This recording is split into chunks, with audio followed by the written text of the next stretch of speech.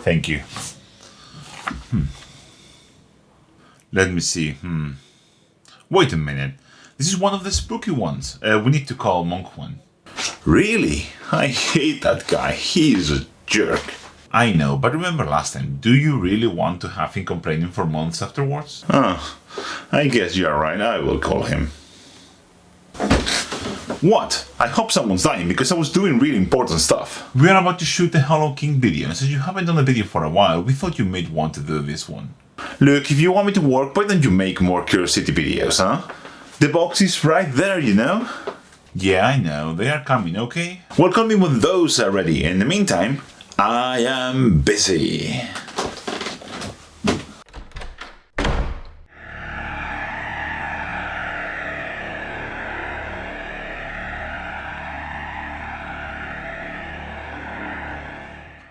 Hello fellow hunters of the blue, and welcome to my channel, and also welcome to another episode of Heavy Contrast. Heavy Contrast is a series where I try to paint one miniature to the highest standard possible, using just contrast paints and highlights. And for this episode we are going to go rogue because, well, it's not even going to be heavy metal style, and it's not going to be to the highest standard possible. In this episode I want to go a bit experimental because I want to show you how you can create atmosphere and ambient source lighting using contrast paints. And for that we're going to use the absolutely magnificent Hollow King miniature that Games Workshop very kindly sent to me free of charge. So let's get cracking.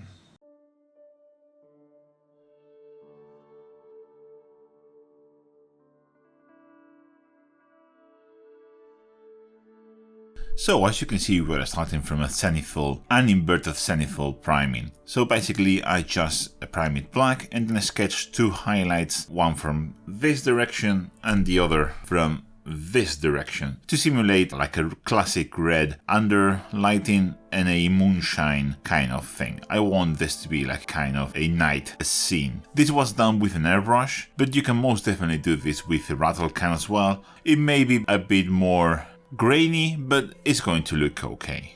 And the first step, because I'm not very good with an airbrush, is to clean this up and emphasize the shadows where the airbrush missed. And for this I'm just going to take some black Templar and going to thin it with some contrast medium, and I'm going to glaze in some shadows that were lost or that I think should be there. I'm going to apply and feather out to make my shading.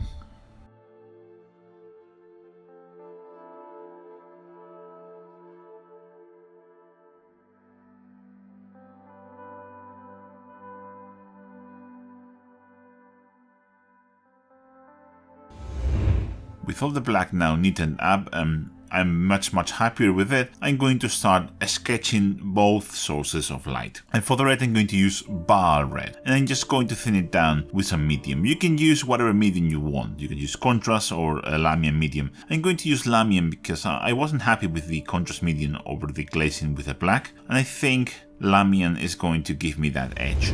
That was taking way too long and it's going to be a pain in the ass, so I tried to do it neat, like pure Baal red, and it works just fine. So I'm just going to use pure Baal red. The only thing you have to be careful with pure Baal red is to be sure that you feather out the edges in the parts that aren't highlighted.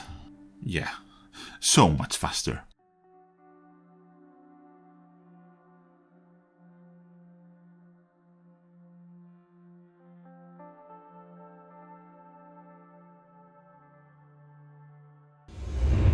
So the red is all done, and it went so well with just pure Baal red. I'm quite amazed at how vibrant this looks. I'm really happy. And now I'm going to establish the rest of the lighting by using Grief Charger Grey.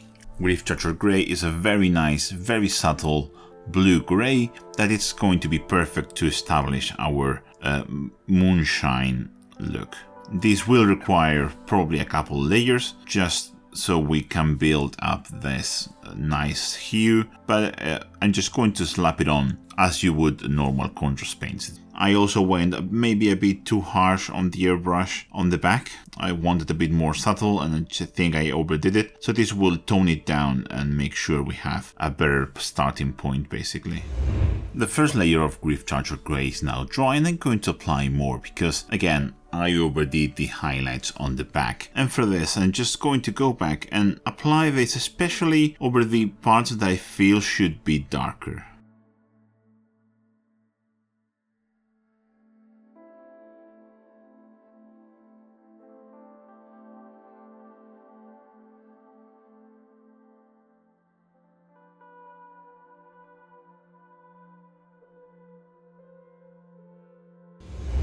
So with this second layer applied, I am much happier, and it's time to apply the rest of the hues, because even at night you can still tell some of the colors. But what I'm going to do is mix all of those colors with Grief Charger Grey. I'm going to start with a 1-to-1 mix of Grief Charger Grey and Wildwood.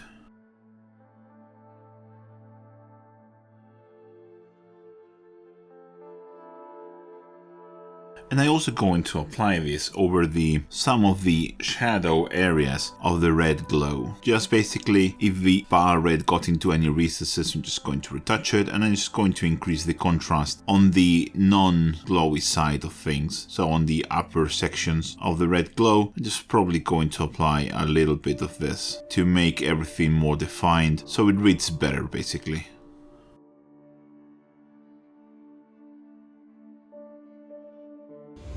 And now with the wood drying and basically done, I'm going to move into the flesh, and for this I'm going to use a 1-to-1 mix of Dark Old Flesh and Grief Charger Grey.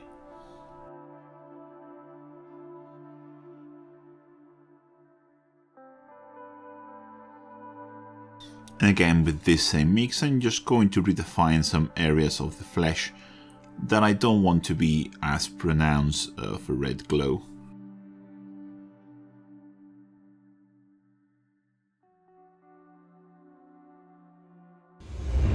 I'm quite happy, but I may want to introduce a bit more of a saturated color, so I'm just going to go again with pure Dark Old Flesh and probably pick up everything, leaving some of the highlights untouched.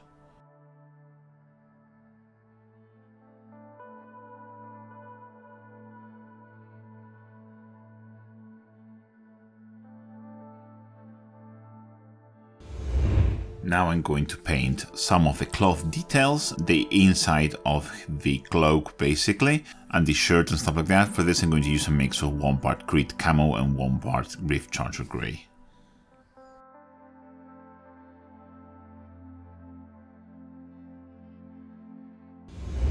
So I just realized that this is not the color at all that I wanted to go for. So this is basically a bit of a mess up, but I'm going to correct it. I'm going to use Pterodon Turquoise over the inside of the cape to modify the color. I just used this from the beginning, sorry about that. So I'm just applying Pterodon Turquoise over the parts that I previously painted with Creed Camo. While that dries, I'm just going to use Black Templar to paint basically everything else, except for the armor that we're going to solve later on. So I'm just going to paint black over these details here, and basically everything else, including his cape.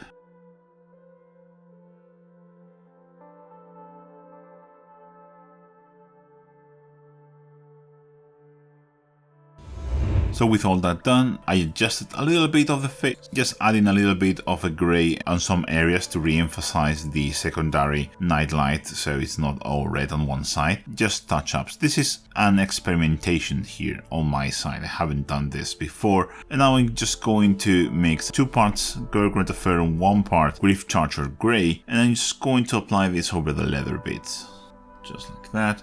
I will do a second layer once that first one dries.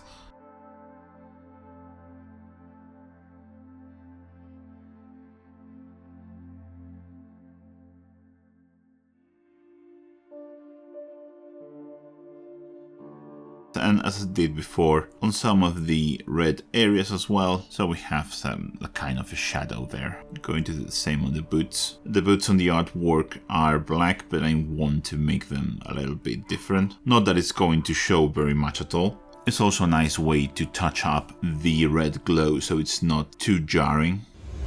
There's not much left to paint, basically just all the metallic details, and for this I'm just going to use a Garros Dunes. The Garros Dunes is not very powerful, so I'm not going to mix any of the Grief Charger Grey.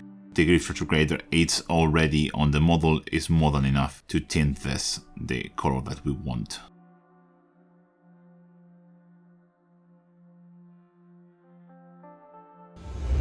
On the armor panels here, it doesn't really look all that good because, well, it's not a good representation of metal, but we are going to add a bit more shading and hopefully it will fix itself. I'm just going to use Griff Charger Gray for this, and I'm just going to keep adding shading with this until we get sort of a NMM look to this. This is going to take several layers, of course.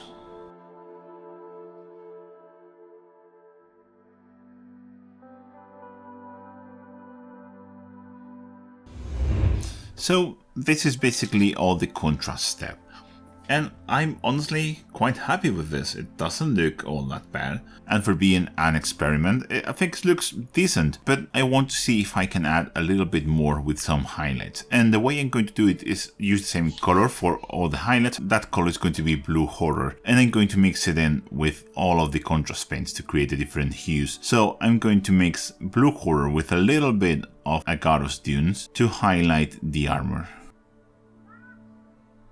I'm going to use a mix of techniques, but mostly just stippling this in, very much reminiscent of the Richard Gray video that I did of Copying the Masters Volume 1. If you want to check it out.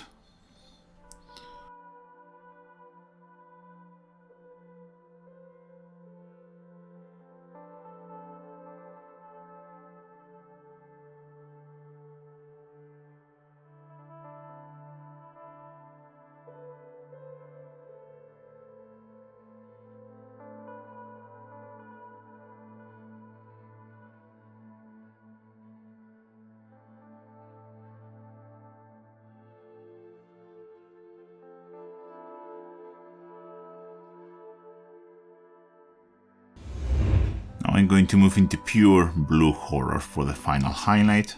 As this will be a night scene, I don't want to go into pure white because that would be completely off.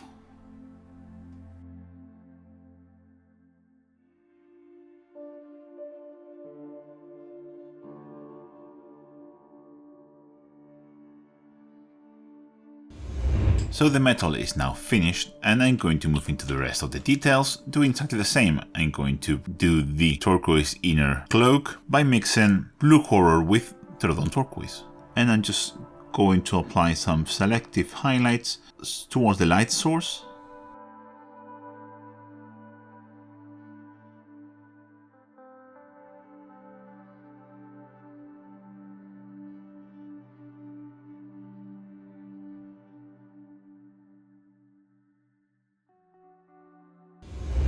And finally, because I want it to look a bit shiny, just pure Blue Horror on the brightest spots.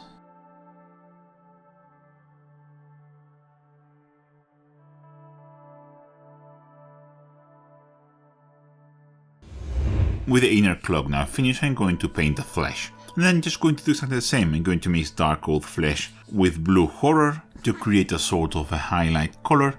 I'm just going to apply this highlight onto the model.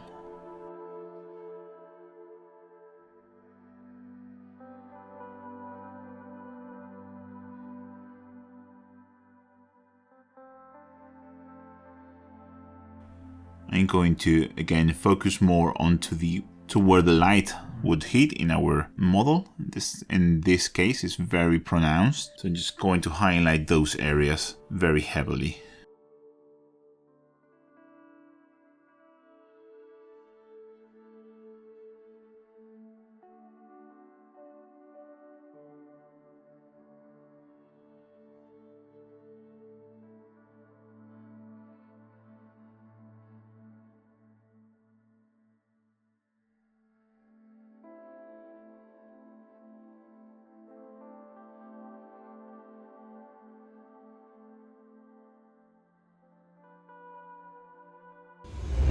And of course I'm going to move into pure Blue Horror for our final highlight. Again, concentrated exclusively now onto the source of light.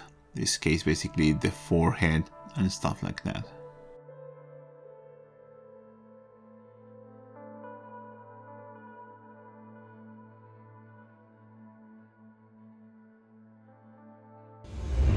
With all that done, I'm going to move into the leather, which again is going to be basically the same, mixing Gorgon Fur with Blue Horror.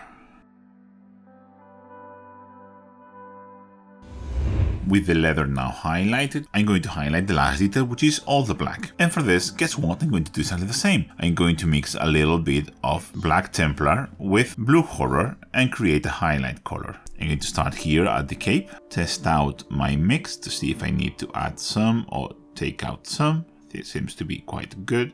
I'm just going to apply the highlights, thinking about where the light is coming from, which is from this direction.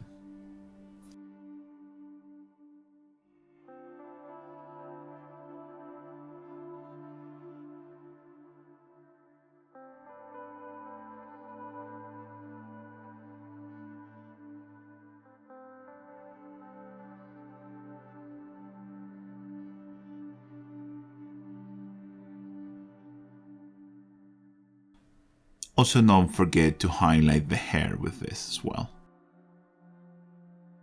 With the first highlight done, I'm going to mix a little bit more of Blue Horror into the mix. And I'm just going to keep adding this as a highlight.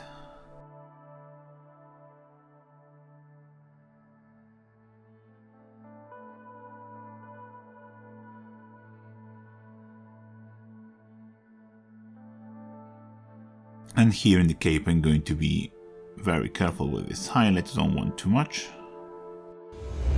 And finally on the hair, I'm going to go with full Blue Horror for the final highlight.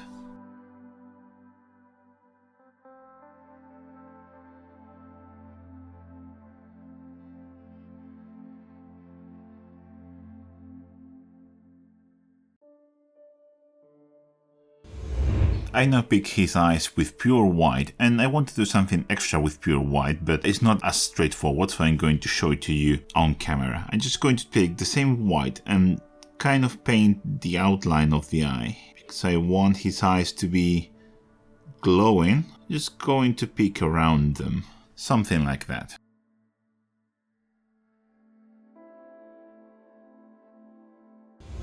I'm now going to pick Iyanden Yellow, and then going to drop it into the eyes, and then going to paint the surrounding area with this.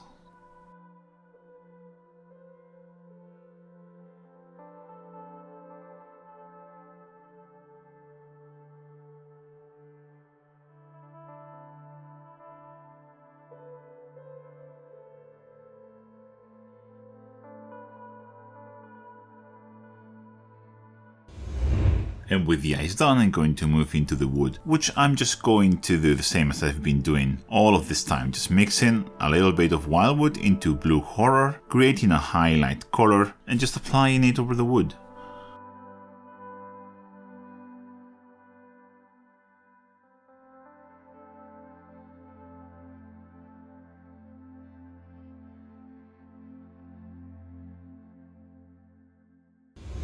With the eyes now base coated with Iyanden Yellow, I'm going to highlight them, and for this I'm just going to mix Iyanden Yellow with pure white this time instead of the Blue Horror, because I actually want them to stand out.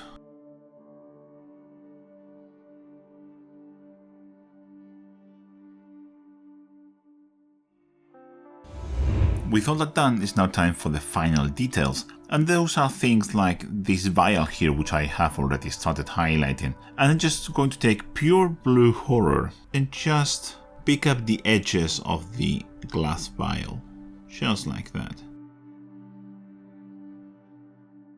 Just to give it a hint of it being glass.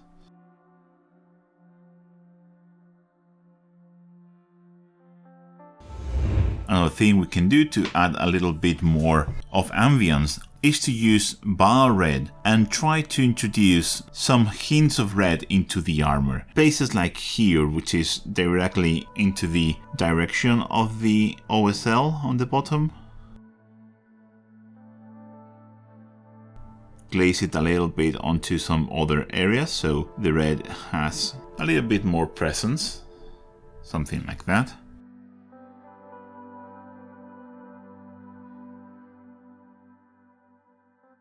I'm going to also introduce it into the fingers and the hand. But red is so opaque, if you do several layers over the black, it will show.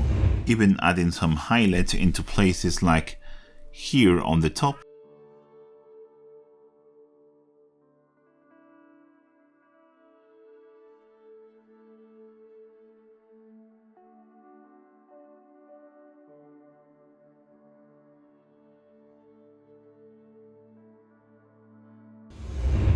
And then I'm just going to slightly glaze this with a little bit of black Templar, so it's not so intense.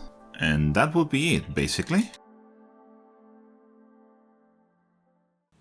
And with that last step done, the miniature is finished, and you can see it here in all of his glory. It's a magnificent mini, and I'm very proud of the final result. And it was really quick, about 4 or 5 hours maximum. I was surprised at how fast I could paint to a quite decent standard. So I really hope you like this, and if you want to support me, you know what you have to do.